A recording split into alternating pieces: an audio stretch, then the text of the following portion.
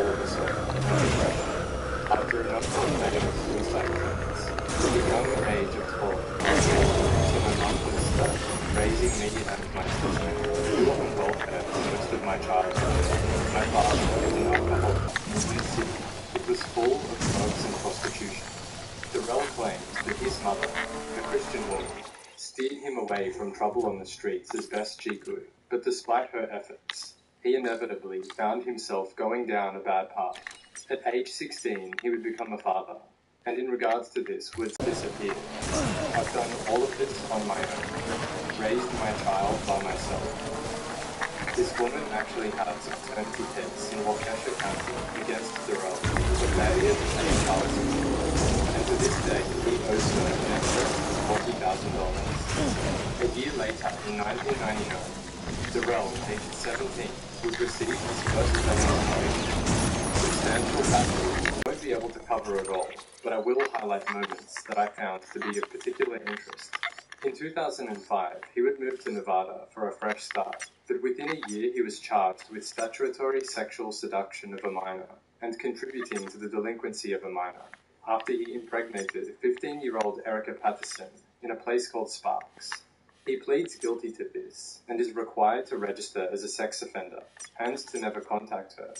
He violates my baby mom. She's from Oakland. I was busting moves in Nevada. I meet the bitch. She says she want to get down, so I'm pimping on the bitch. I'll take her to Nevada. You know what I'm saying? I get cracked. You know what I'm saying? I didn't know the bitch was 16 at the time. She gave a statement to the police and told them, yeah, she was hoeing, that I was pimping, and that she was 16, and that I didn't know that. Okay? Explain that. In March of 2007, Darrell makes a bomb threat against the Nugget Casino Resort in Sparks, Nevada, and pleads guilty to the charge of conspiring to disturb the peace. He is placed on probation and banned from the casino for life. Later this year, whilst serving time in prison, a documentary called Crystal Darkness is released, a film showing the dangers of crystal meth use, and Darrell Brooks is one of the subjects who is interviewed in this film. Think about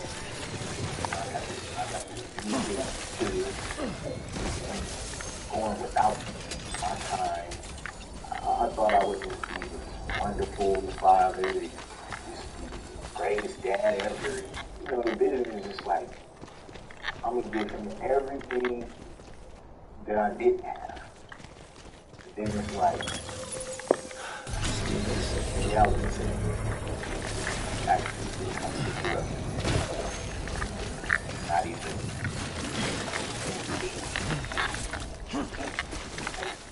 That's how I went.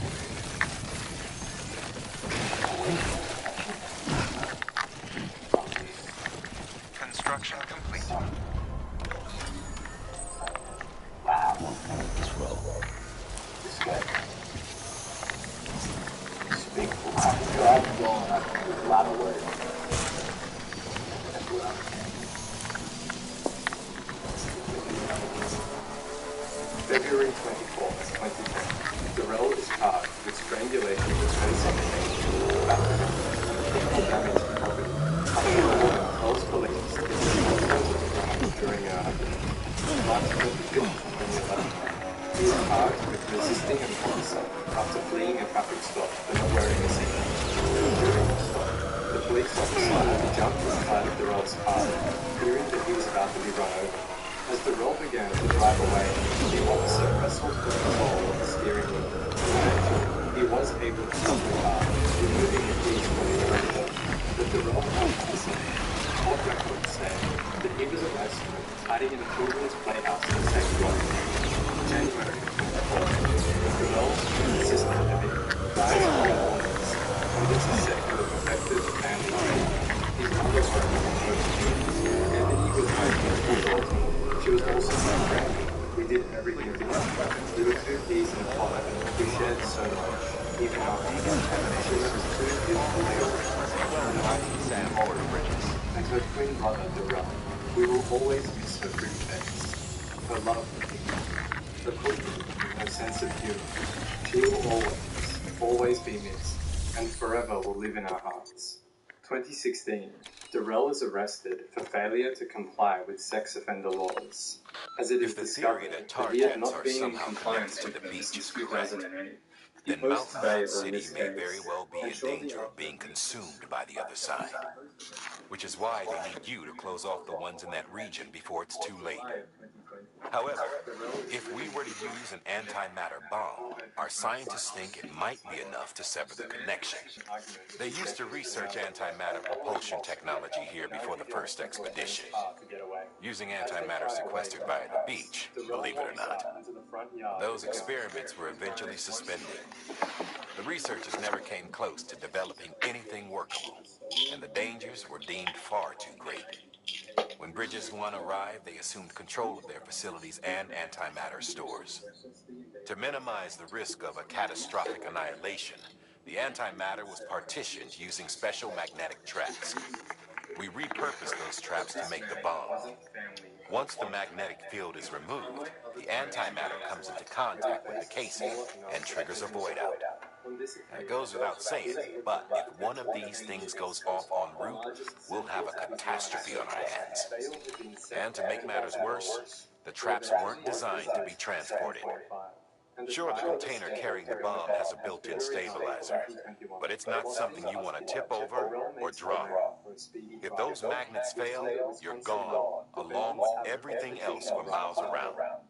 So yeah, you could call this a dangerous delivery, but I can't think of anyone better equipped to handle it.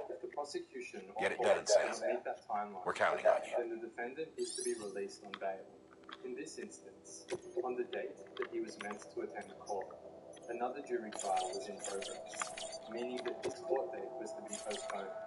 Darrell's attorney argues that his right to a speedy trial had been violated, and the judge drops his bond to $500, which was quickly posted by Dawn Woods, his mother. May of 2021, Darrell moves to Georgia, where he again is charged with battery. He was staying in a hotel when a man in the room next door calls for Good morning, Sam. Blood collection is complete. Thank you for your generosity. This now brings us to November 2nd, 2021. Darrell is again living in Wisconsin. He meets up with Erica Patterson at a motel, and the two begin to argue. To fix the argument, Darrell knocks Erica's phone out of her hand, causing her to run away. He then jumps into a red SUV owned by his mother and catches up with her at a nearby gas station, about half a mile away from the motel. Darrell demands that she get into the car with him, and when she refuses, he punches her in the face with a closed fist, then proceeds to run over her with the SUV. As a result, Erica sustains a dislocated left femur and a fractured right ankle. She has a swollen face from the punch, and when she's found, there is dried blood all over her face. When talking to police later on, Erica tells them that Darrell has threatened to kill her on multiple occasions. He's choked her in the past, and is all round incredibly controlling and jealous. Darrell is charged with bail jumping, second-degree recklessly endangering safety, resisting an officer, battery, disorderly conduct, and several required domestic abuse assessments attached to the charge. Whilst being held in custody, Darrell contacts his mother on November 3rd and has this to say about Erica. Quote, "They're going to need her to be a witness, and she not going to do that, but she can get the charges dropped altogether if she called me out there. She said, I'm going to have to drop it." The day after this, he called Erica Patterson. During the court documents indicate that he used emotional manipulation in order to dissuade her from cooperating with the criminal prosecution. Here is an excerpt from that conversation. Darrell says, "Why did you do this to me? You know I love you. Listen. Please listen, Erica. I've come to the realization that I'm not going to leave you. You have my daughter. I know your potential, what you can be. I want to marry you. We have 16 years of history together. I'm not going to play no more. Will you marry me?" 2.5 hours later, he speaks with Erica again, and she questions him about whether all of his marriage is only because of the situation he's in. He tells her that it's not, that he is serious about marriage. but he needs what her do to we drop have the here? charges. What do Otherwise, we he have might never here? get out of prison.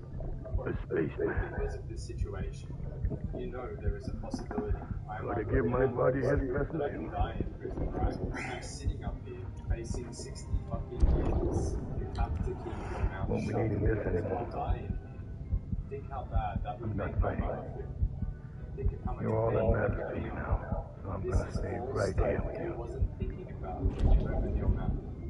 My friend will never do this For one. the next few days, the calls with Erica continue. He tells her that she needs to Well, not to cooperate with the prosecutor at Merry all. Christmas. Zero Ho, cooperation, ho, he ho. says. He asks her to tell them that she will not sign Merry any of her medical records over, and she will not appear in court. And he says, once you do that, they'll need to drop the case.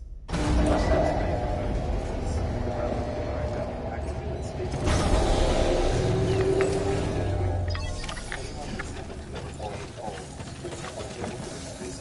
violating the no contact order he had against him. Here's a quote. I hope she realizes the mistake she made. I hope she realizes what she did. And I hope she never do anything that stupid ever again. She was supposed to tell them that everything was fabricated. The statement was a lie. That's what she was supposed to say. I can't have no contact to tell anyone what to say, because that's going to be bad for me. A day later, another phone call is had between the two, where Darrell says, the whole cause of this shit was something you fucking did. You did this shit. And you couldn't even keep your mouth shut after numerous people told you that shit. This ain't the place for you to be doing this shit. Be advised, Sam. The case for that antimatter bomb was not designed for long-distance transport. The magnetic traps that keep the antimatter sequestered are delicate. A powerful impact, reckless driving, and unbalanced carrying. There are all kinds of ways the traps could fail. Any abnormalities detected within the case should trigger an alarm. If it goes off, you're doing it wrong. And if the bomb goes off, we'll have a disaster on our hands. The kind we can't come back from. I'm in here because you can't keep your mouth shut. His bail is set at a low $1,000. The prosecutor looked at the bail from the previous case, then doubled it from $500 to $1,000. Many have criticized this as being set inappropriately low, as happened in the previous case. Darrell's mother poses bail on November 11th, but he is not immediately set free. Instead, he is taken to Waukesha County Jail to appear in court for a paternity case on November 16th, before being released later that day. Before he is released on November 16th, he speaks to Erica a day prior, after his bail had been paid by his mother, and he tells her this. You didn't put a cent on my bail. Why should someone else have to pay for some shit you caused? Erica retorts by saying, you tried to. And before she can finish that sentence, Darrell cuts her off and says, nah, I didn't try to do anything. Because if I tried to do something, you wouldn't be on the phone now. That's what you're not realizing. If I really tried to do something, you wouldn't be on the phone now. If I would have told motherfuckers go do something, you wouldn't be on the phone now. So don't tell me what I tried to do, because at any given time, he wouldn't be on trial. He would have been successful. You ain't know who I am by now? You ain't know my homies is gonna do what I tell them to do? Do you understand my people? They're going to move how I told them to move. Darrell then goes on to berate her for her continued communication with the DA. He says, you still talk to the people. You still talk to them when they call, dumbass. You ain't supposed to communicate with them at all. Erica responds, I'm not. They haven't been calling. They've been emailing. Darrell then yells at her, bitch, shut your motherfucking mouth. You still can't humble yourself. So if you're still talking this dumb shit, I'm gonna do it for you. Either way, you're gonna do it yourself and bow down, bitch, or I'm gonna make you. Now which one do you want? You acting like you got so much motherfucking protection. Like you say, bitch, you on my motherfucking side. Remember that. As mentioned, Darrell is released the day after this phone call, and this now leads us to the events of November 21.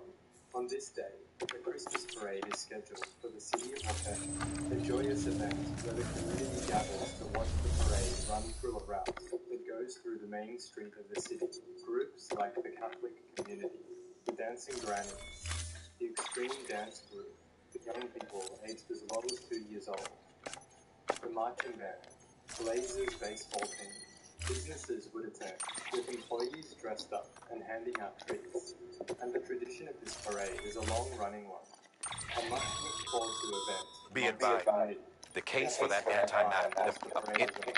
Darrell meets up with Erica a few blocks away from the start of the parade. Can you tell us how long you've known Darrell Rose? Since I was 15, How old are you now? 32 today. Oh, happy birthday. What's the nature of your relationship? Did you come into contact? Order assigned. Yes. Were you hanging out with Corey Russell that day? When did you first come into contact? And how did that begin?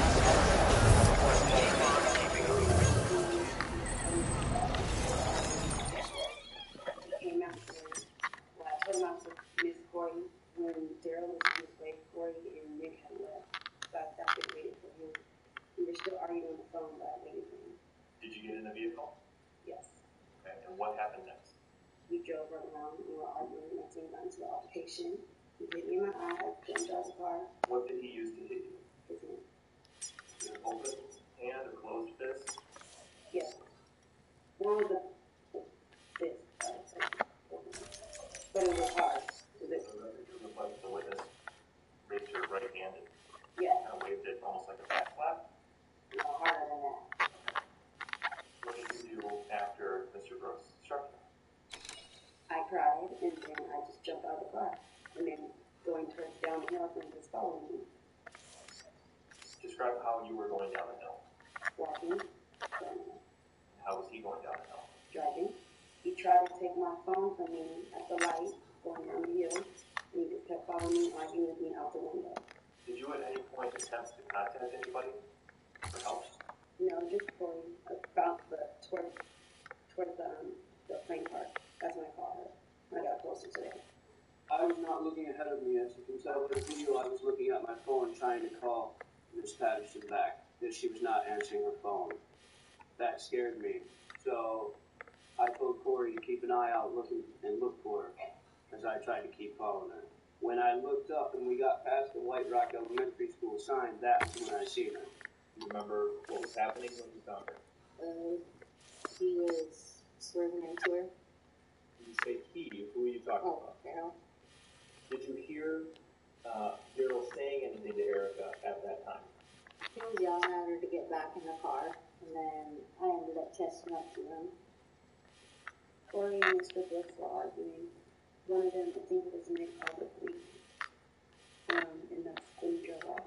Was there anybody else in the SUV at that point that you saw? No. Did Mr. Brooks say anything to you or Erica or Nick as he was leaving? He told Erica that he was going to find her and he was going to kill her. Is that an accurate representation of how Erica looked the night of November 21st, so after the Long Truck Christmas parade? Yes. As Darrell fades away in the SUV, Erica, Corey, and Nick spot the squad car. Corey flags it down, then proceeds to tell the officer that her friend had been assaulted a few moments ago. I pulled over, I rolled down my passenger window, and two of the subjects started yelling that their friend had been assaulted. So it was right at that point that they started trying to tell me that their friend had been assaulted, that information came over the radio on the primary dispatch channel that something had happened downtown and somebody had been hit. So as I was speaking to this woman who identified herself as Erica, along with the two other people that were with her who I did not identify, the calls on the radio at that point were 1078 after 1078 after 1078. 1078 in law enforcement jargon is officer needs immediate assistance right now, all available to us.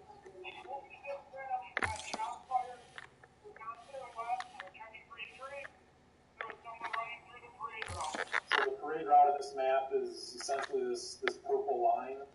This area here is what I referred to earlier as the staging area.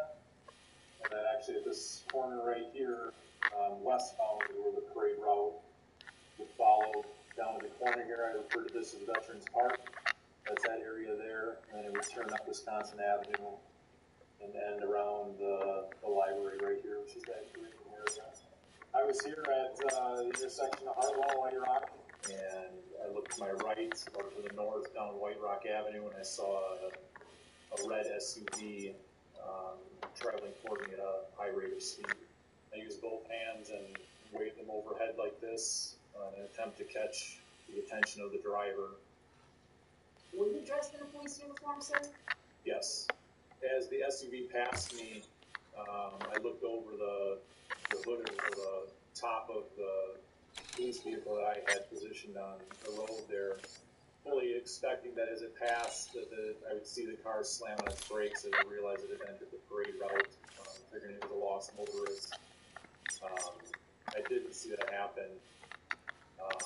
They continued into the parade route at a high rate of speed. What did you do?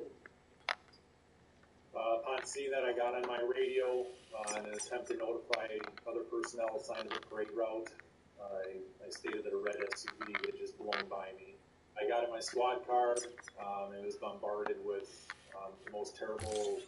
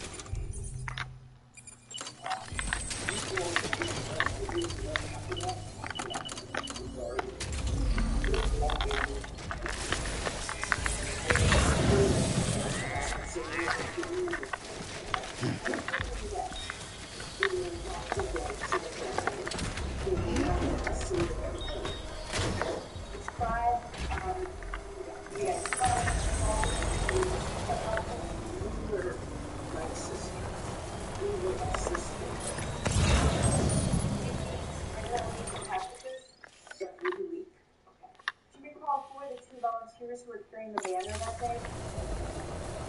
Yes, it was our usual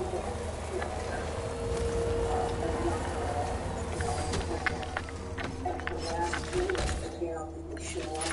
The 2 volunteers who were there, she didn't show up. It's really the volunteer that decided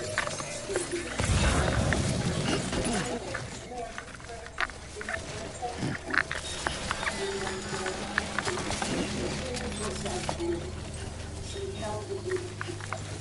She was in the group with moms. And she would stay with me. And we were down and I was dancing. I see the red flag. I was still dancing. And all of a sudden I see a red car in front of me. And I screamed either in my head or out loud. I don't know which. But I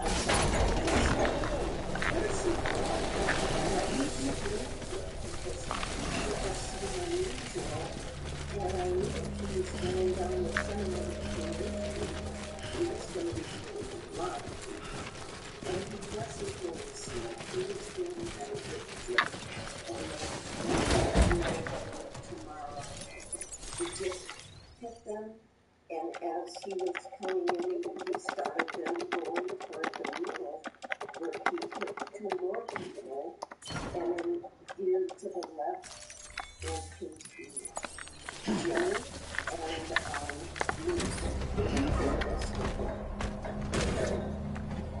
and because the car kept coming back, not a question, wait for the question. After the car kept going, I looked on the road, and all I seen were bodies, and I was in the road, because there were just so many, and I just went into the cab, and I just walked out of the cab, and went to each body to see who it was that had been bodied.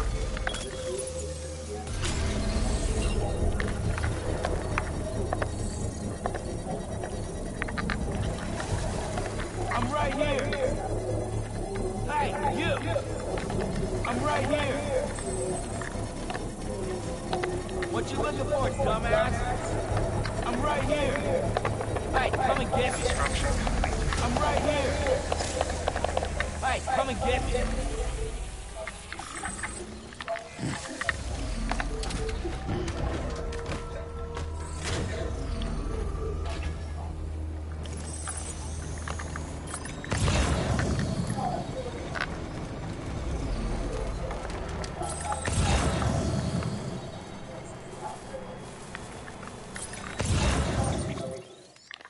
She was in and out of consciousness as well, and so I ran over to her.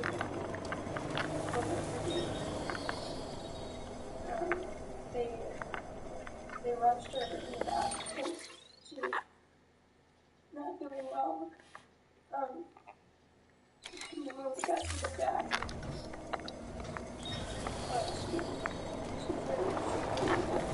She's vomiting.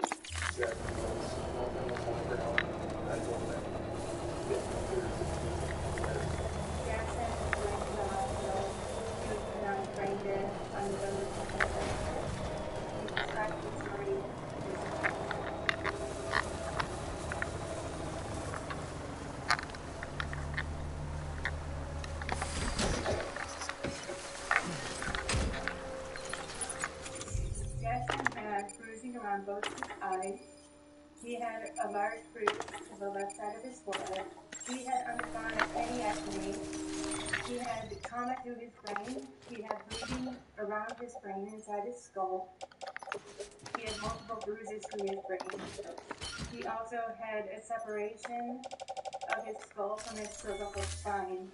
And he had two hip fractures on the right side. What was his mental health? Complications of craniectomy, suicidal one facility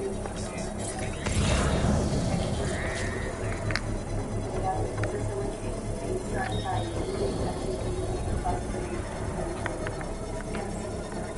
Construction complete.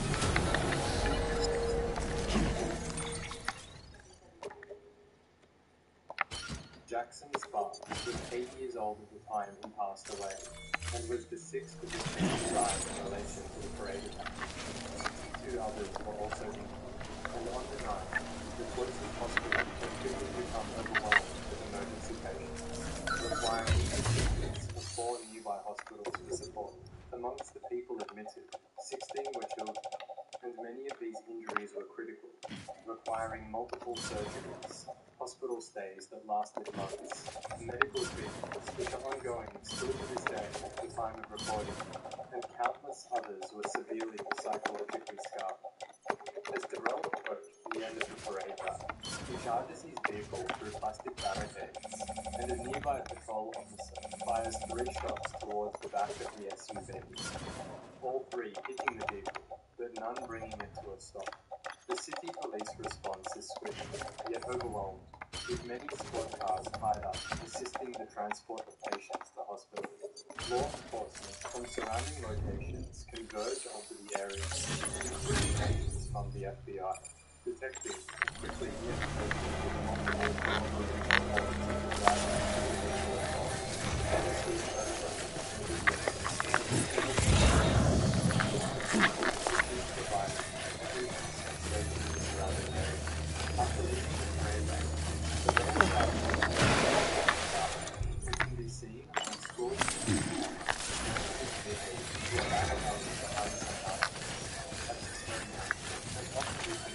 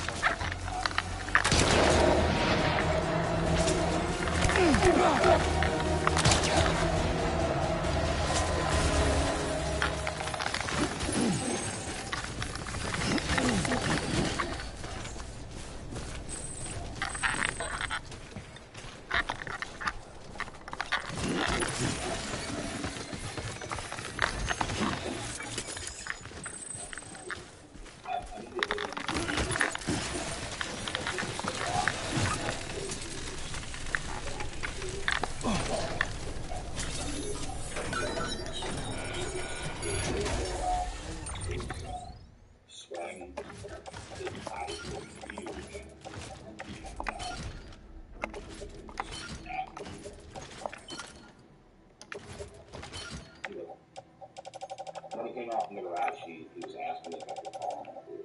Did you agree to call an Uber for that? No, I said I didn't agree.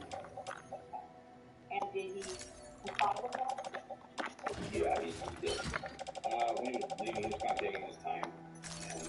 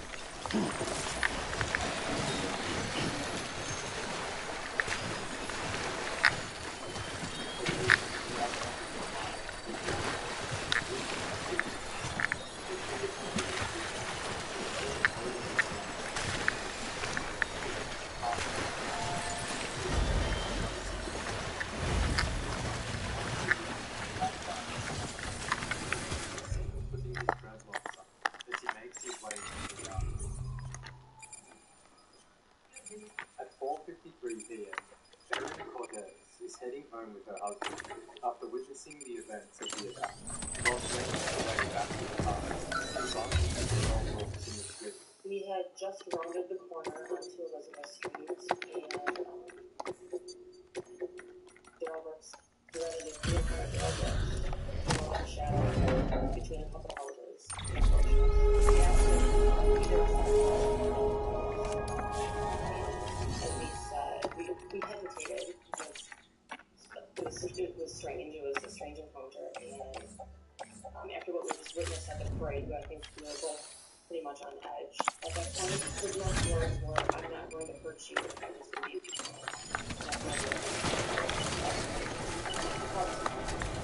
He kept asking if he could call him Uber, and he wasn't responding to anything that she was asking. He just kept repeating, "Call me Uber, I need anything now." He said that he was freezing, and he asked if I knew of any place that he needed to warm up, so my husband directed him towards the lobby of Aries. Darrell can be seen on a lobby camera of Aries Industries trying to open the door, but quickly walks away as it's locked. Around 5 p.m., approximately 25 minutes after he left the parade route, Darrell knocks on the door of a man named Daniel Ryder. About 5 o'clock, my ring doorbell goes off, and then there's a gentleman at my front porch knocking on the door saying that they're homeless, they're cold, and they need to use my phone so that they can tell their Uber where to pick them up. He stood up to me because it was cold and really windy that day, and he was outside with t-shirts and no shoes, and saying he's really cold, so I stood up. Hey, I'm calling an Uber, and I'm going to be waiting for it over here, but I don't know when it's coming. Can you call it, please? I'm homeless. So he was on my porch for, I don't know exactly, a minute maybe, and he was telling me the interaction, or he was telling me that he needed to use my phone to let his Uber go to pick him up, and he was homeless and cold, and he said he didn't have any buttons or anything on him. I let him come inside and turn him off. I gave him a phone right away, and then he gave him a phone.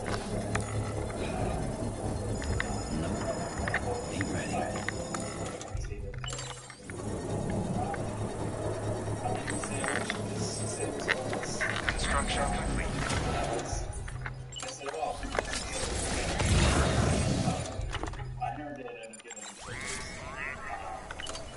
But yes, I gave him a jacket to wear while he was at my house. He gave a spot to sit and we people, and I'm from a small town, and we had people that need help all the time. We live right off the highway, so I'm used to, it didn't faze me too much. I mean, I was nervous for sure, but I was like, yeah, I can use my phone. And he made it sound like the Uber was going to be here just any second, just need to know where to pick him up. So I said, yeah, you can come and warm up while you wait for the Uber. And I let him sit on the couch right by the window out front. I said, you can look out here, wait for your Uber. And he's on the phone most of the time after that with his mom. And then he's saying,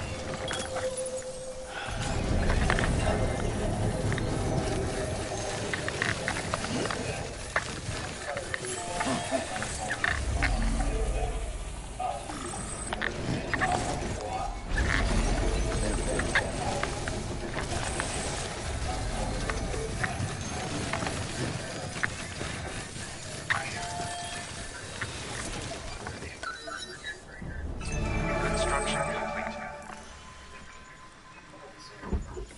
I'll restart it. I was going to run that. I don't know what's going on. I mean, what I'm looking for your phone. I don't know what's going on. I'm just trying to keep you together. Yeah, I need to know what charge I can send you. I need to submit it. I'm just trying to figure out what the hell is going on. So I'm just want someone to call me and tell me something because I don't know. How would you describe his demeanor as he was inside? I would say his luster but also there were many times he was thanking me, and so he was grateful, and he even said, "Thank you so much for showing me love, man," and he's calling me bro. So it wasn't, I guess that didn't make me feel like I was alone. So he was in my house for 8 or 9 minutes, and then I was standing in the front door looking outside for a bit, and then just drove up the and then outside and I see a police car drive by, and then I see another one coming down the street, and so I tell him, I said, "Hey, we don't get a lot of police traffic on this street, and I'm getting nervous, and this is just too weird a situation. You're fine to wait for your Uber, but you need to do it outside my house." And he was a little bit like, "Oh, no, it's okay, don't worry about it, don't worry." And I said, "No, you need to leave." And then he listened and got up and got the video footage of that, of me escorting him outside my house. He's still on the phone, and he's still got my jacket on, but I just said, "You need to leave." I'm walking towards outside my house, and my neighbor Greg says, "Are you guys looking for that guy?"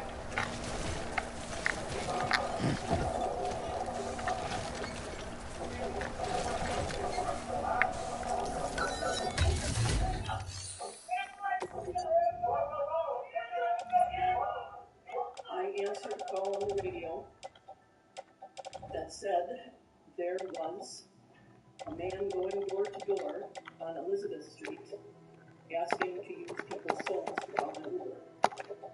I responded to Elizabeth Street and I parked my squad. I got out and partnered up with 2 other officers, and we decided that we would walk the street and look for this person.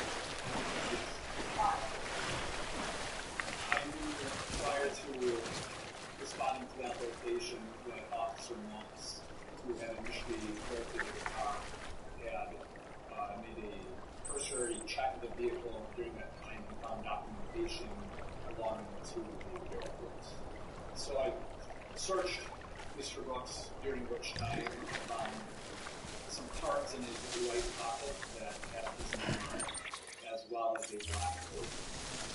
I recall that he questioned why his were handcuffed and why it was for detaining. Yes. I told him that he was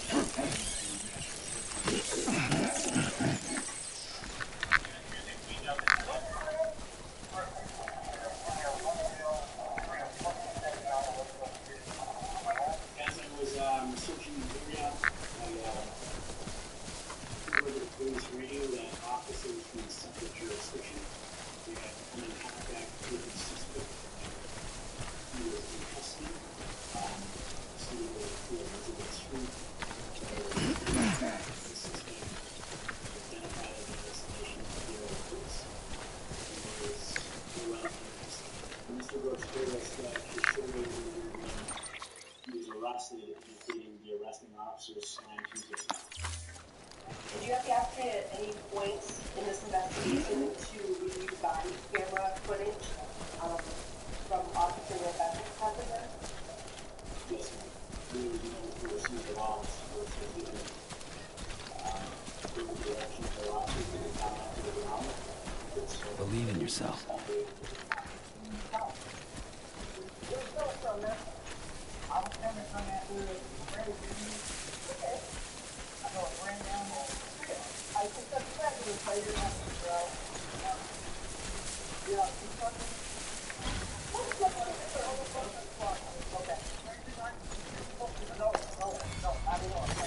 Nice.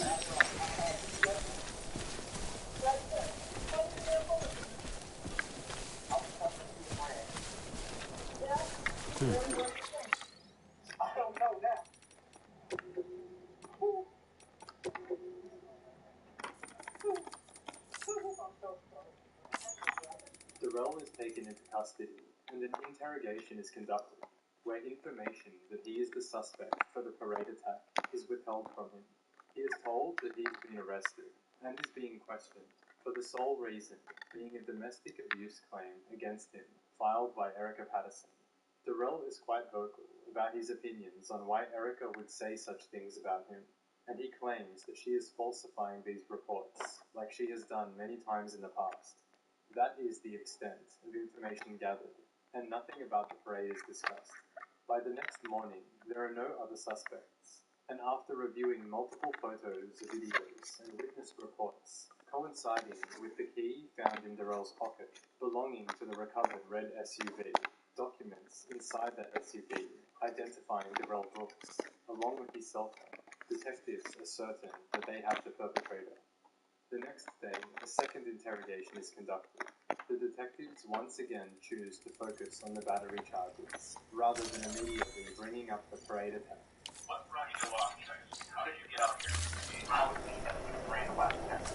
That's the only reason why I stopped here. Where did you go to watch the game? To a friend's in Denver.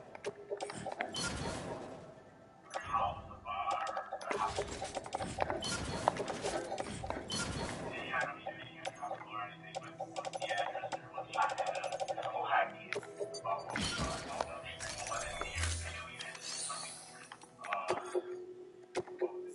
Your work is greatly appreciated.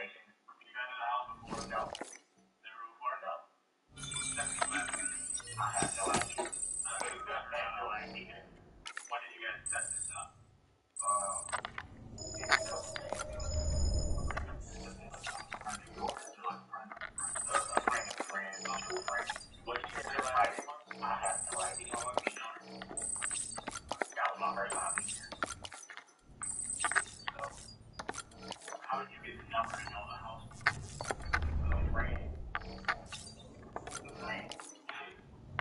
So, how did you get your house? My brain. I went through my brain. Okay, who's that?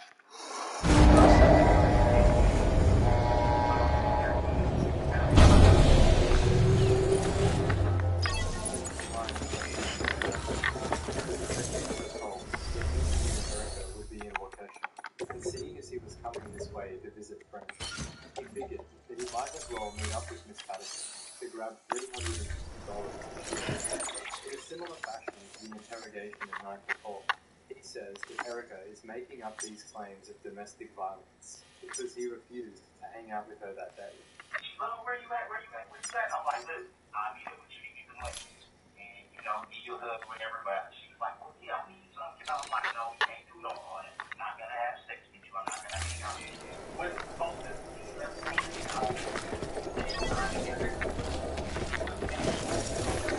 She got that. I wanted. That's why I put a figure. Like I said, I'm going to be here next tomorrow. I'm going to watch it. But when she started acting like, yeah,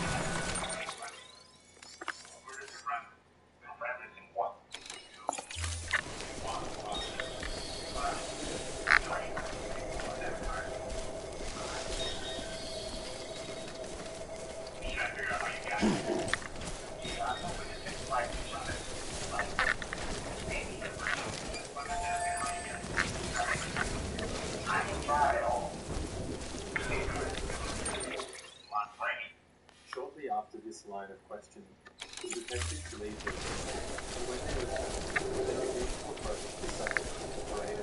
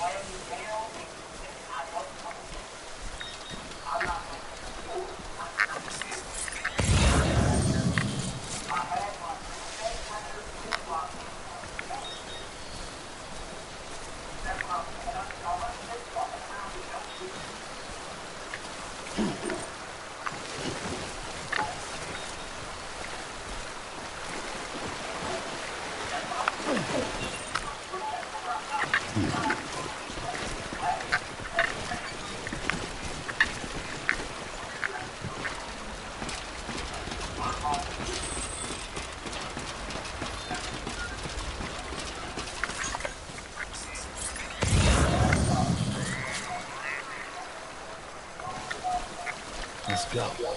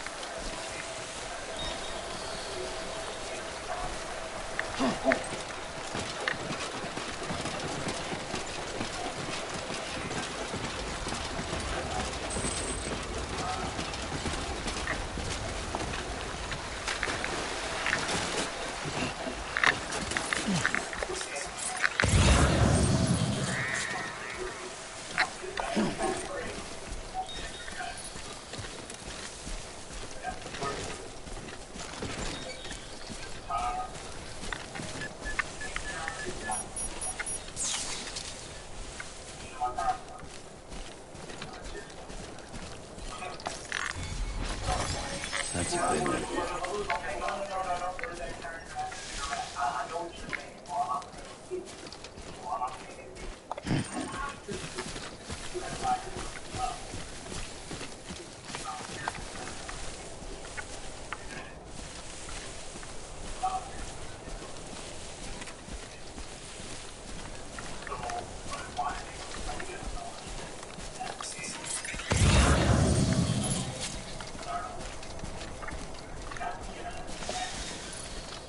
Nobody out here but us damn fools.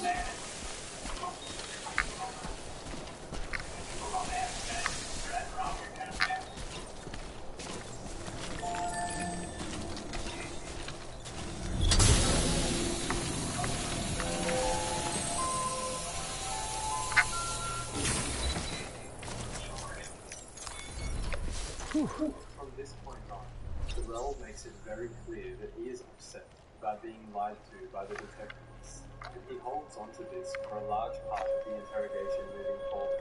He is uncooperative. He avoids answering questions. The interrogation goes severely injured during the arrest.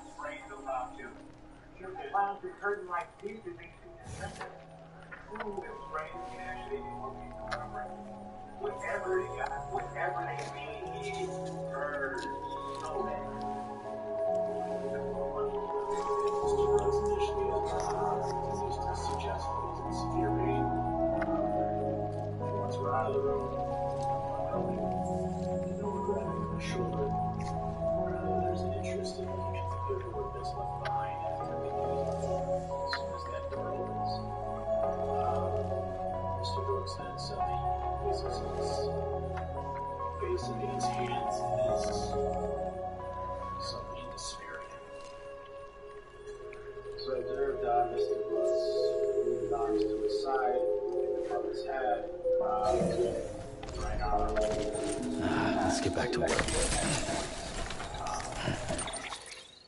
Quite frankly, showing that arm seemed to have full range of motion. And so Mr. Brooks, he would speak to me throughout the evening. He would move his arms about, he put them out to his side, he'd move them back and forth.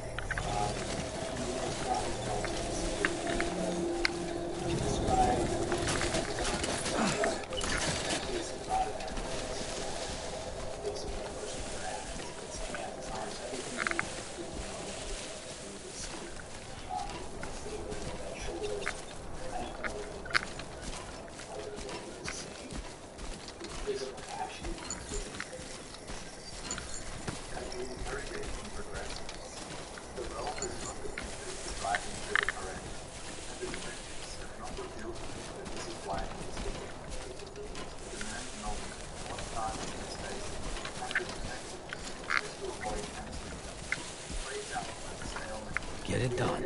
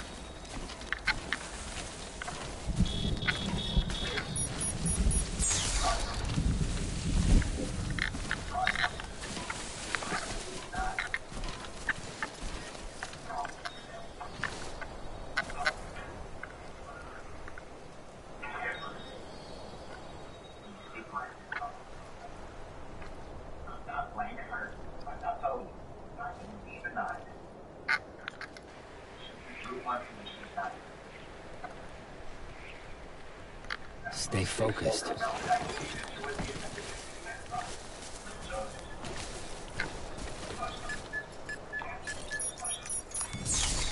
Well, enjoy it. At least while it lasts.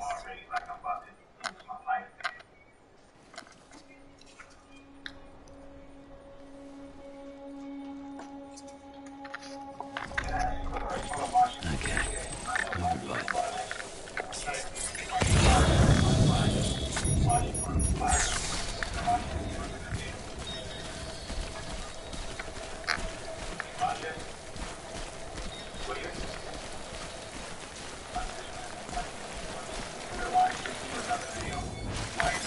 That's a big one.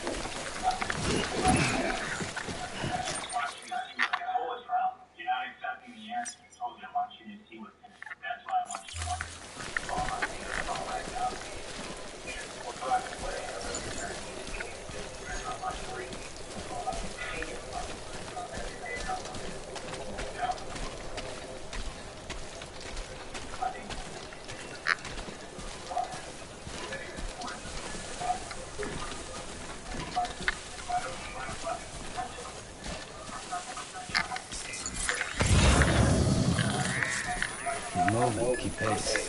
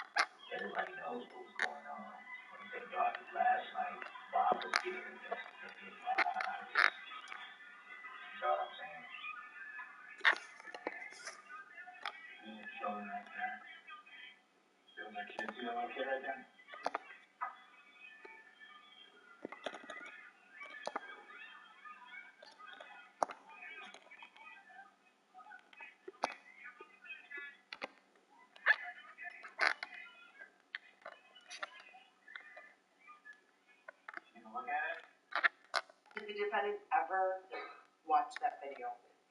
Oh, ma'am, he did not. Did he ever ask how any of the injured people were doing? No. For example, I gave examples of concussions, broken legs, but there was no follow-up as to whether these concussions were going to cause people brain damage, whether the broken legs would impair people from walking again, or if there'd be amputations. We never addressed that. Did you get any further with Mr. Brooks in the next hour that's contained in the survey? No, I did not. Durrell is charged with 6 counts of first-degree intentional homicide, 61 counts of recklessly endangering safety, 6 counts of hit-and-run causing death, 2 counts of bail jumping, and 1 count of misdemeanor battery. In the upcoming trial, Durrell was being represented by public defenders, using a defense of not guilty by reason of mental defect. But soon, this insanity plea is withdrawn, suggesting that the court-ordered psychological evaluations didn't support his argument. Those who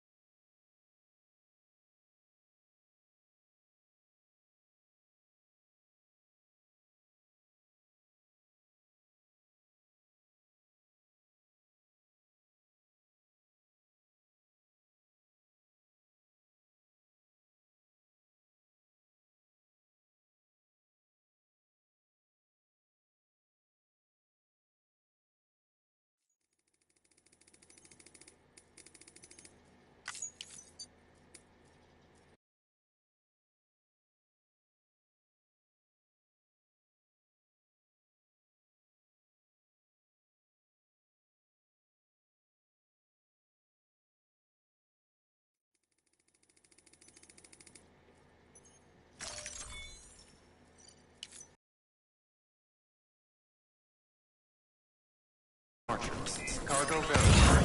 Thank you.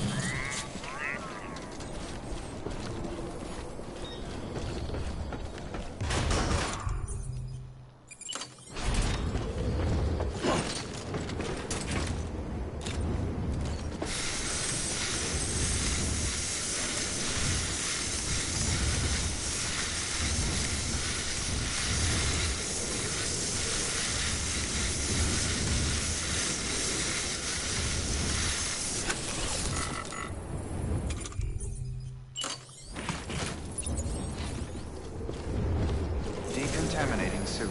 Footwear condition poor. Replacement is advised.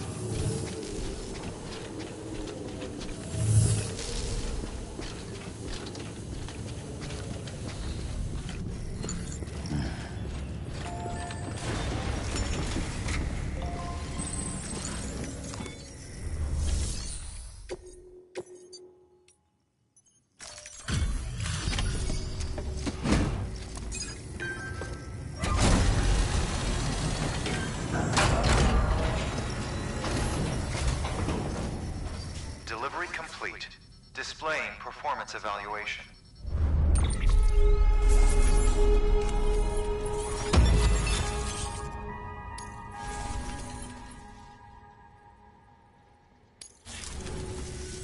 The hell do you think you're doing, Bridges?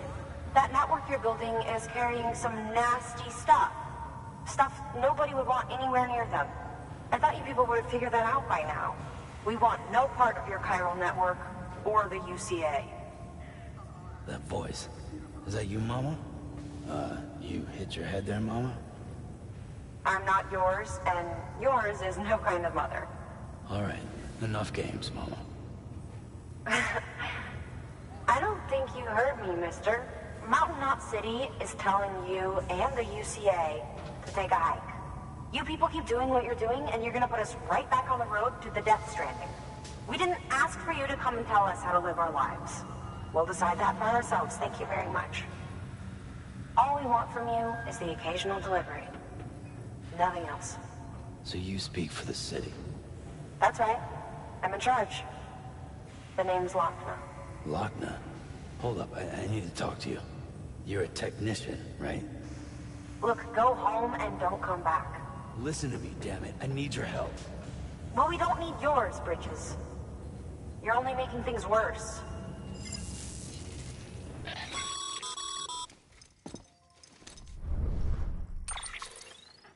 Sorry you had to deal with that, Sam.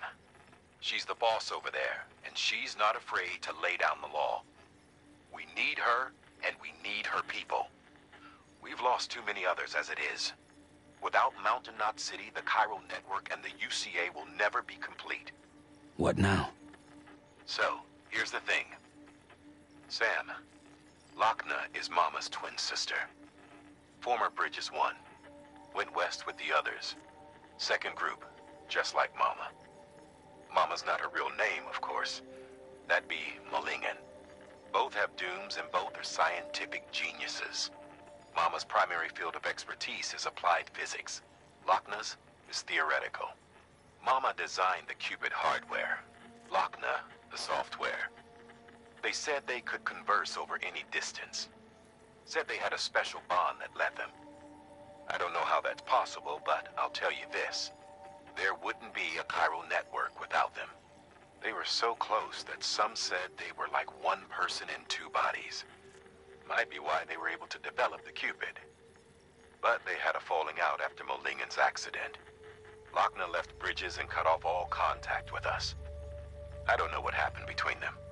But if we don't bring Lochner around, our plans to make America whole again are finished. Not that I'm asking you to stick your nose in their personal business. Though if you did, it might help us figure out how to bring Lochner around. Which would be great, because our plans to make America whole again are finished without her. In the meantime, if you've got any bright ideas, feel free to give them a shot. Good work.